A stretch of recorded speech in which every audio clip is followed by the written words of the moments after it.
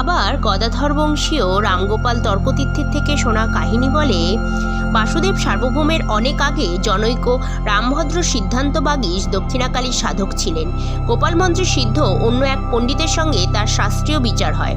পরাজিত ব্যক্তি বিজয়ী মন্ত্রশিষ্য হবেন, উভয়ে এই প্রতিজ্ঞাবদ্ধ ছিলেন।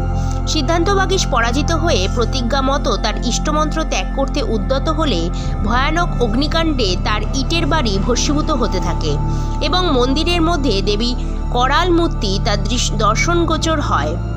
মন্ত্রশোধিত জল ছড়িয়ে আগুন নিভিয়ে সাধক নিজে বেঁচে যান এবং তার মন্দিরে দুখানি ইট অবশিষ্ট থাকে। এই ইট দুখানা আজও পরমার আধার হয়ে রয়েছে এবং তার উপরেই এখনও ঘট স্থাপন করে পরমাতলায় পুজো করা হয়। আবার ভোলানাথ চন্দ পরমার উদ্ভব সম্বন্ধে লিখেছেন যে ধাত্রীগ্রাম ও বিল্লগ্রামে